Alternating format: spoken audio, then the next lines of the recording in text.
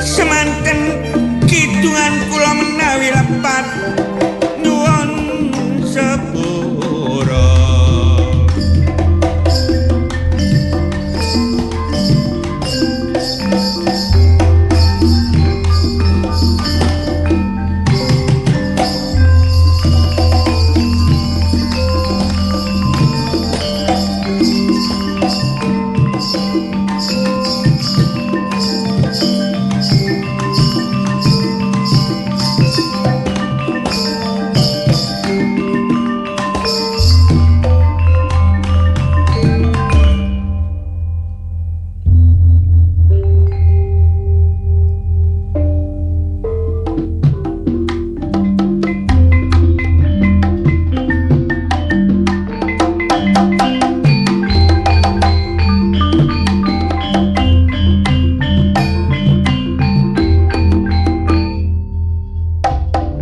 Omah gobok cagak selawe gelar kloso kok ditaleni. Perkara ludruk niki pun penggaweane ibadah poso nggih melok nglakoni. Kanggo sangune besok nikmati. Nglodrok kanggo kesenengan donyane ibadah poso kanggo akhirate.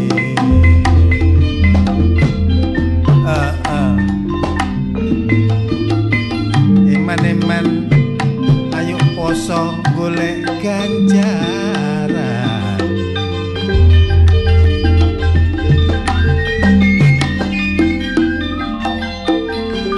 Wes wajib dulur umat Islam no donya wulan Ramadan nglakoni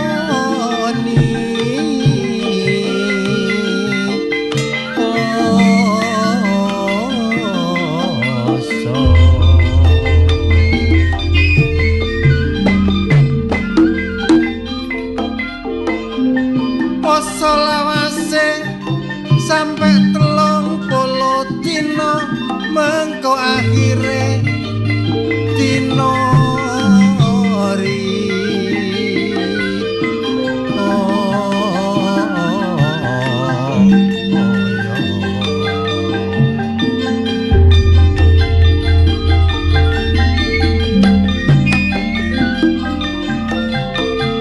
poso gak cuma ngelak lan luwe tapi sing penting nahan hawa nafsu.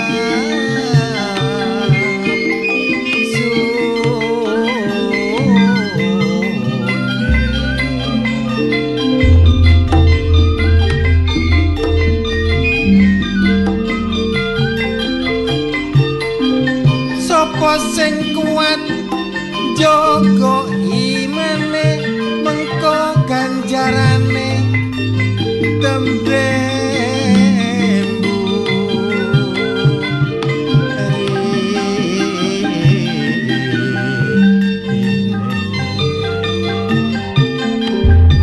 Wong gendinge iki gendeng jula-juli gendeng kuno Jawa Timur asli. Pancen iki dulur enakne dikitungi adem ayem rasane ati. Dina Senin dulur lan Rebo bengi dulur-dulur gak sampe mula aja lali padha ngrungokno siarane Lodrok RRI minangka kanggo panglipure ngati.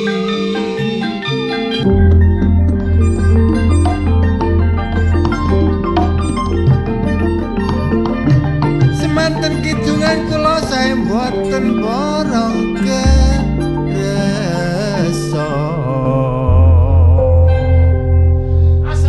Waalaikumsalam warahmatullahi warahmatullahi wabarakatuh. Alhamdulillah. Aja koyo ngono kok nggonku in.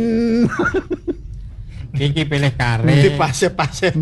Pilih kare, jangan bening sop apa bening, bening ortodok. Iki aku sing bening kumpling-kumplinge. Aku cek ngentekno takjil iki, Mang. Apa takjil kok dintekno, aja dintekno. Lah gak dintekno ya apa jare nek diwenehi iku supaya iso nglegakno sing ngewehi.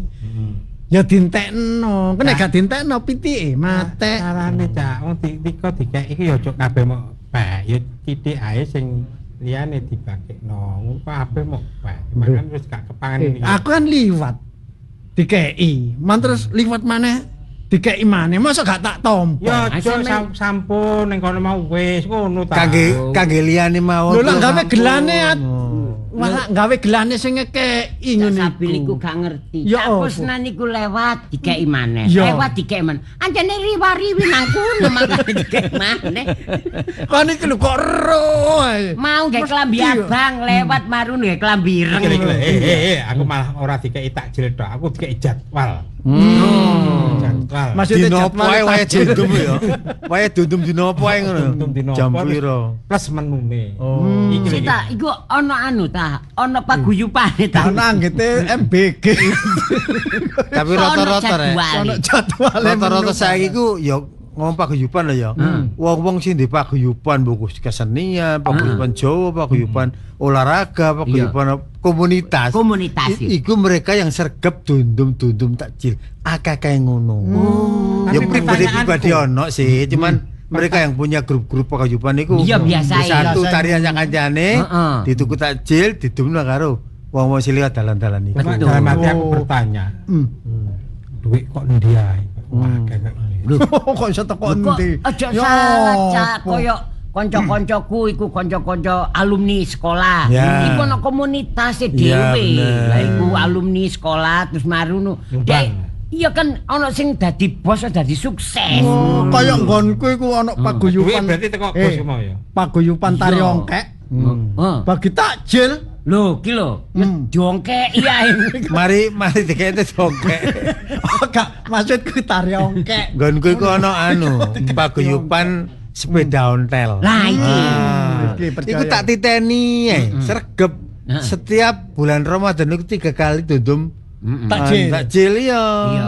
Dadi urunan sak kanca. Terus Padha. takjil Aku dibagikan. ana Sapa? paguyuban orang-orang miskin. Dadi mendina golek jadwal nang ndi. Iku jenenge gak ngekei takjil. Iku budale gak Golek. gembruduk. Budale gembruduk ngono ya. Anu enggak sing liyane golek barokah, golek sedekah, Ah. golek pahala. Iya. Iki anu menerima pahala. Lah ya kabeh digoleki wis gak sing terima kan ya Iya. bingung. Apa gunane kayaknya gak sing nrimo? Iya. Saling itu. Lu saling bener anjir. Tunggale poso mah lho ya. Heeh. Wong ibadah poso iku oleh ganjaran gede. Iya. Sing ngekei takjil kanggo poso kanggo buka. Buka. Ganjarane ya Gede. gede. Makanya ayo mendirikan ramene paguyuban orang miskin. Lah, aku iku gak setuju. Karena aku merasa bukan orang miskin. Aku titik tak syukuri. Jare sampe nek njaluk-njaluk menistakan diri. Ayo saiki ngomong. Aja ngono. Anista. Saiki Aku iki aja dipikir sing ngono lho ya. Apa? Dipikir sing gawe nrimo wong sing beramal iku lho paguyuban sugih lek gak ono sing nrimo ya apa mangane tak dirikan paguyuban. Ngene lho, orang tak miskin. kandhani, Cak. Gak ono wong critane wong anu kepingin dadi wong miskin. Iya. Wong Kabeh yang gak kepingin ono. dadi wong sugih. Ngono iya, Lah ya iya. memang karena wis takdir. Cuma ngene lho rek. Iya apa? Mosok wong amal iku ngenteni sugih. Lah, Nah, lho kadang-kadang ono wong urip pas-pasan, dolan titik, dituku takjil dikene wong ku ono sing ngono iku. Ya, sebalike. Heeh. Iya apa? Sebalike, apa iku mau? apa? Apa ono wong apa mau? Kalimat mau? Endi? wong apa ana wong njaluk Kepengin miskin. Oh, Ngono kan mestine ya njaluke sing sugih. Iya. Kan ngono. Ya aku Nah. pengin wong sugih. Apa ono wong sing gak kepengin Gak miskin? sugih. Hanya saja mereka punya Ngomong kok wolak-walik. mereka bulat itu omongan. punya prinsip bahwa tangan di atas itu lebih mulia daripada yang tangan yang di bawah. Istilah itu, sing mengkurep iku lebih mulia tiba sing mlumah. Sing mlumah iku lebih mulia timbang sing kurep. Ngene lho Cak, memberi itu lebih baik daripada yang menerima. Ngene lho, menerima tok ae. Kayak ngene iki awakmu menerima. Lho saiki lak menerima gaji ya positif lah. Iku kan hasil kerjaku. Wajar. Ngene lho, Sap. Iki brosure sida di ana sing gelem lagak iki. Gak. Gek grup keluarga sampean dhewe ae. Aja gegeran. Ana titik ya dipangan titik. Ana akeh ya dipangan titik. Ana titik pangan titikan akeh kekean. Tadi tangan di atas itu lebih mulia daripada tangan di bawah. Gampangane sing mengkurep iku lebih mulia daripada sing mlumah. Soale sing tapi nek kapane mengkurep kabeh gak sing mlumah nang ngurupi sapa. Tapi kok yo sing mengkurep ambek sing mlumah padha-padha membutuhkan. Dan lebih bersyukurlah bagi yang punya tangan di atas maupun di bawah. Iya kan? Berbahagialah yang seneng mengkurep.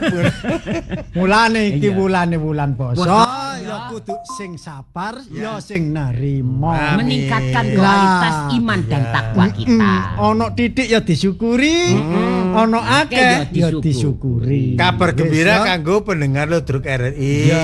Iki RRI Jakarta Terep. Alhamdulillah. Wis kapan dan di mana?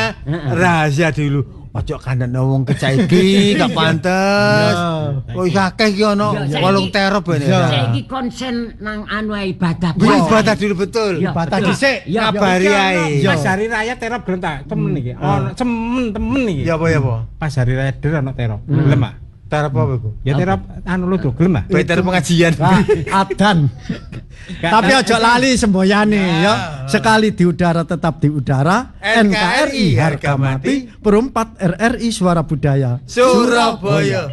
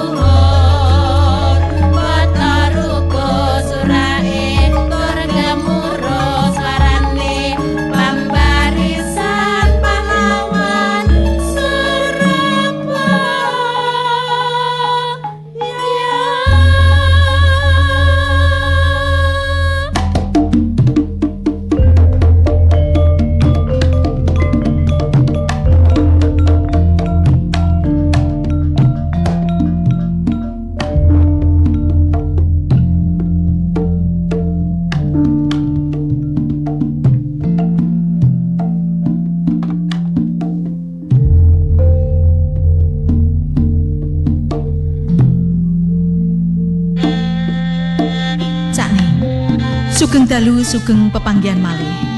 kalian giaran Ludruk RRI lumantar Pro 4 RRI Suara Budaya Surabaya. Produser Sukasih SE. Produser pelaksana Afnani Hawari SPD MPD. Ketua Purbandari SSN.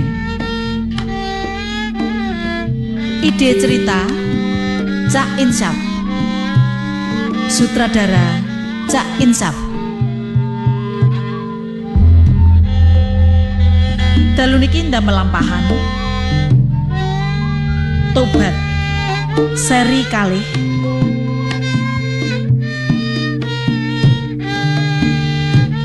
kanca-kanca ingkang nampi dapukan sarmin dipun lampahaken Cak Puryadi ning Purbandari dalu niki dados Darmi. Sony dipun lampahaken Cak Sabil. Rika dipun lampahaken Ning Wiwi. Cak Hengki Kusuma dalu niki dados Amir. Cak Pendi nglampahi dados Pak RT. Bu RT dipun lampahaken Ning Ami Sanjaya. Cak Kusnan dalu niki dados Karji. Karjo dipun lampahaken Cak Insaf.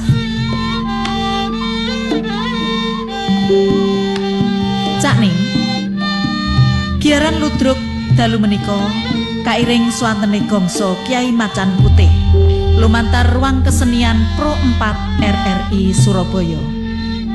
Makarya sami kalian SMK Dr. Sutomo Surabaya Soho SMKN Negeri 2 Surabaya.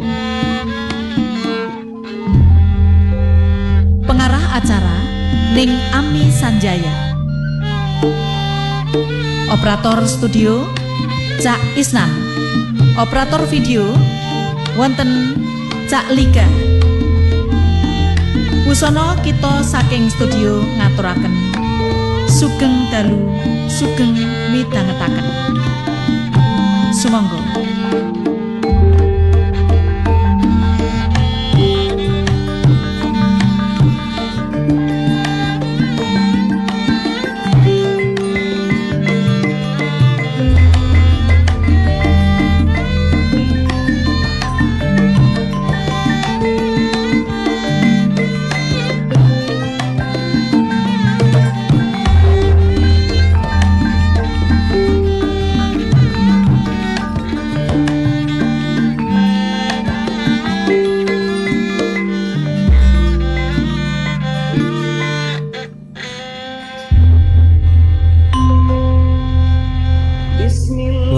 Iya Pak, saya aku repot Pak. Saya durung mari Pak repot aku sih. Iki cepet lho iki wektune wis dah. Iya iki lho karek madahi iki lho Pak. Iki madahi keranjang lho lah iki lho. Wis mari. Alhamdulillah Bu, desi iso bagi-bagi rezeki ya. Iya Pak. Bagi-bagi takjil kanggo dulu-dulu itu orang masjid kono ya. Iki ambek tak kei ngombe Pak. Loh iya penting iku. Tak kei ngombe. Dadi kai gak jajan tok. Tak kei ngombe. Iya. Mene kanggo kira-kira pertengahan mana aja jajan Bu. Sego ae. Oh, sego. Iya, soalnya gue ini masjid awak dhewe kan pinggir jalan. Terus sing buka nek kono iku duduk masyarakat kene tok. Wong teko dindi ya pas maghrib salat di kono iku lah biasae nek jange apa jenenge salat iku takjil dhisik mari salat terus mangan sego. Lah sego iku ya teko awak dhewe ngene-ngene iki. Apa Pak, awak dhewe ku lho mari ngetokno duit digawe takjil ya. Nek awak dhewe amal kan mesti oleh rezekiku berlipat-lipat yo. Percaya aku Bu. Iki, ya Allah. Sak sen sing ditokno awak dhewe insyaallah balesane jutaan Bu. Aku ya Allah rezeki wis Wis mengalir lah, wis- percaya. Saiki Percaya, Pak, aku. Ngetokno paribasane 1 juta, mene bali ratusan juta, Bu. Sing penting kelas. Ikhlas. Wis ta iki kabeh kita. Wis kabeh. Iya. Yes. Pak. Pak RT. Loh. Loh, alah, nggih. Iya. Monggo. Karja mbek karji. Nggih. Anu badhe pundi niki kok angkat-angkat. Nang masjid. Kata kok matah ngeten ta. Iya, rongkrosnya gede-gede. Wis biasa ngene iki. Takjil iki lho. Nggih, nggih, nggih. Ngeten sinten sing budalaken mriku niku? Ya aku ibumu sapa? Oh, nggih. Nggih. Wah ya napa ki keberatan sampean Pak RT kali Bu RT niki nek beto mriku ki ambek. Ngeten lho, kula niki lak warga jenengan. Mosok RT ini nggawa abot-abot. Kali Bu RT kan mboten Lah. pantes. Ya, Kula bener. niki kan nyukani jasa kali sampean. Ya apa, Bu? Ngoten lho. Awak dekat budal apa? Aduh, apa Nggih. tuh, Bu? Lho, nggih. Kula boten mboten napa. Niki alah, teng nggih. masjid sih. Nang masjid. Iya, ayo, ayo. Hah? Gawe Anu. nang. Kan gak keberatan ta? Boten Pak RT lah napa wong ngeten niki kangge tiang-tiang. Nah, niki terus Pak Ustad nek poso-poso niki anu banyak pahala. Karena bener, tolong bener. niki kan ndak pahala. Nah. Mamane damel buka. Nah. Pahalane terus Pak Ustad dilipat gandakan. Bener. Tur malah awak iki yo bagi-bagi pahala. Nah. Aku yo oleh pahala, karji karjo yo oleh Yo oleh pahala. Lah nek ngoten cocok karo batin. Alhamdulillah. Ya bab kalau Bu digoreng. Iki juga warek lurus itu. Iya. Nah, ngoten leres niku Bu RT. Jenengan mangke ten masjid santai mawon Santai, pengluru. nggih. Gitu lho. Tapi ki menjelang lho ya. Oh, makanya, Oke kok. dilewer. Pun beres. Nggih. Kon nek ngoten niki kula beton Pun nggih. saya nggih. Ya wis, ya kawan. Niki sedaya niki. Oh iya, iya iki Pun kabeh nggih, iki. kula Ya. beton niki. Nggih, nggih.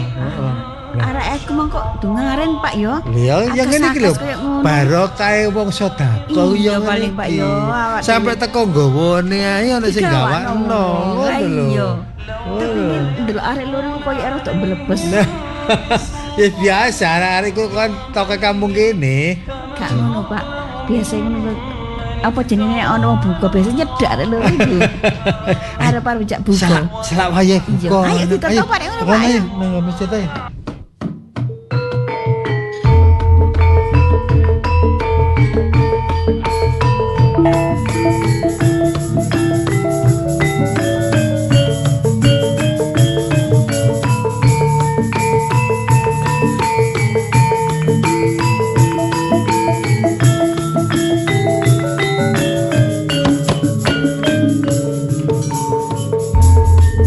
Wong yen lagi gandeng ora peduli bledase gunung. Wong yen lagi naksir ora peduli yen barang nuklir. Nadyan lagi bokek direwangi tretek-tretek.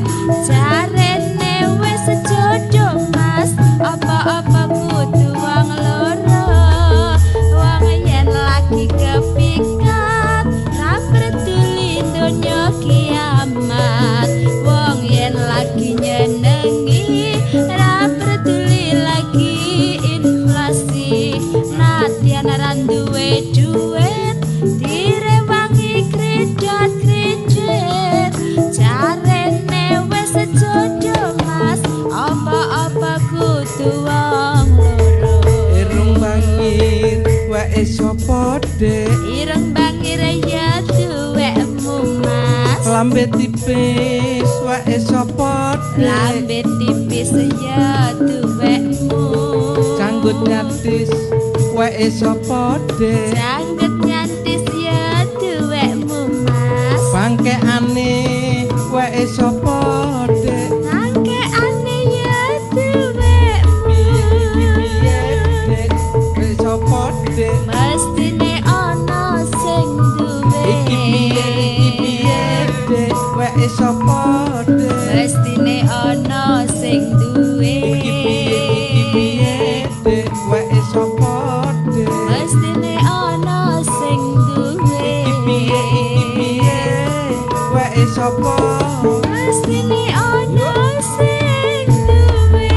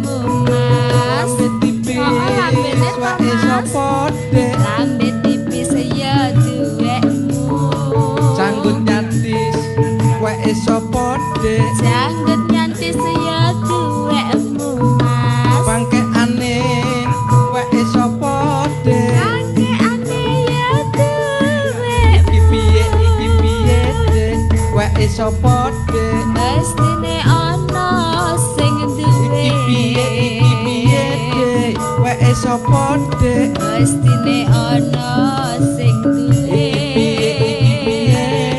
weke sapa Mestine ana sing duwe Iki piye Dek weke sapa Dek Mestine ana sing duwe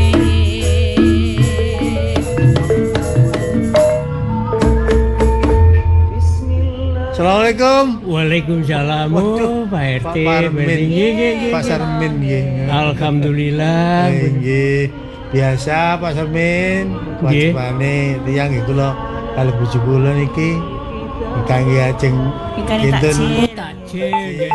RT jenengan gini. Nggih, Nggih niki kleresan Pak RT. nggih. RT lintune wau nggih pun sami dugi takjil. Tapi ini diarek lho rumah Pak. Lah, Kok wis budal dereng kok gak ono? pundi? Dereng dugi ta niku? Lho, dereng niki wau. Yen rawuh mriki niki wau kale ibuke niku takjil dereng dugi. Lho, Mboten diasta. bot niki ngeten Lah lho. sing beto sinten niki wau? Bedakaken niku wae. Heeh. Kula kalih Bu ajeng berangkat pun siap-siap ketekan Karjo kalih Karji. Nah terus ditawani ajeng dibetaken. Yo takjile dibeto arek-arek niku. Nggih. Lah sampai saniki kok dereng dugi. Assalamualaikum Oh, Waalaikumsalam. Lah niki napa, Pak? Lho kok pun dugi mriki Pak RT? Duh. Niki masalah kula tibake wabot niki napa mawon niki Mau mau. mampir nang ndi kok kedisi anakku iku lho. Lah kula niki wae ngomong-ngomongan kali kanca-kanca ngene niku wae gang ngoten lho. Oh, Lah niki. niki kerja dereng dugi ta? Dereng dugi. Pak anu Pak Sarmin. Wah niki salah pundi niki? Nggih, Pak, mriki sebelah masjid. Nah, mriki ya? Kono kono. Wah lah nggih. niki kerja Sampeyan dereng dugi. Durung teko ya. Waduh nggih ngeten niki mboten kenging dipercaya pancene. Senak kumpulno kono nak, kumpulno ambek kono. Kumpulaken sebelah mriku. ini. Iya. Nggih nggih. Iya. Tekan kono lah, ayo momongan kene. Sik. Kene. Lek Di Karji. budale lak bareng sih mangkel apa kok saiki sampean ijen. Silangan nanti. Niki wau kan ngene tikungan niku. Kula langsung teng ngene masjid niki. Lah. Dheke niku duka kok monten kula toleh mboten enten teng pundi. Yo, bore. Budalnya mah di semen. Karjo niku. Di semen Karjo to. Lah nggih. Aku buri malah tekone dhisik aku. Ngapunten nek kula wau pancene tasih omong-omongan kali kanca. Lho lha niku lho. Lho. Ah, Aja. pun weteng kelompok luwe niki wis cepak-cepak niki buka niki nggih. Sampean nyumbang Nggih pun napa? kaya nulung kaya gawakno. Kok sampe teko kari yo apa ya Eh, lho. Lah nanti tak jila iku nanti. Kok iso kan gak gopo. Dereng dugi ta? Kok dereng dugi sing gawa apa? Sejare mau aneh. mbok gowo nak. Nggih, lah wau Pak RT titip kula. Parudang kalih Nggih kalih. Nggih. Lah kula anu tendalan wau ketemu Sony. Wis alamat. Ketemu Sony. Dia sing gawa abot-abot kan anu tak gawakno ae timbangane awakmu ngesakno ngoten. Oh iso diimbal-imbalno ku lho rek. Lah Sony dereng dugi. Gak tanggung Turu jawab. kan. Lho yo napa? Mas Soni yugane Anu, Pak nggih, Sarmin iki. Pak Sarmin Iya, iki iya. nggih. Ku anakku. Sing tak Dicegat percaya Sony iku apa? Nggih, dicegat. sampean. Terus Tapi- takjil dijaluk. Tendalan kula dicegat kalih Sony niku dijaluk direwangi wis tak go kabeh ae. Kok awakmu ketemu kesel teko kerja ngoten. Nah, kula nggih santai-santai mulai dhisik. Engko kula karep kula mepet teko waktu magrib langsung mangan ngoten lho. Saiki malah gak mangan kok karo dipangan. Mangan dong. Lho. Kok kena Sony. Kenapa? Iya, Lho iya, iya. cakap sih. Ngerti tak cil sih. Lho, lah Sampean cakap Iku wis sih. dikowak Lho, iku- mau. Lah iya, Pun dikumpul Dikira lah. pasal lumpukno niku wau Bu RT. Anu, Nek Pak. sing kula. Pak Iya. Sarmin lah. Mak, Sony itu pundi? Kan Sony yo durung teko kene ngono lho. Lho ya apa lho ya. Lho Ini iki alah. lak yo ilang kok. Nggih, sepuntene lho Pak RT nggih nek enten lepate anak kula. Iki mau yo kok ketemu Sony mbok kekno iku ya apa nah? Lho nggih kula nggih percaya wong Sony niku serius kula pun temen kula awake luwih gedhe. Nggawane nggih lho batang wincik mriki kok ketoke wae. Pangapunten Pak RT nggih. Nggih, Pak RT. Pun sakniki monggo pun ajeng Nggih ditosi. Sinten sembrapa ki mepet-mepet pakai buka. Sony dugi. Monggo mangke. Nggih. Monggo maghriban rumiyin. Nggih, Monggo salat maghrib. Ngapunten lho. Nggih.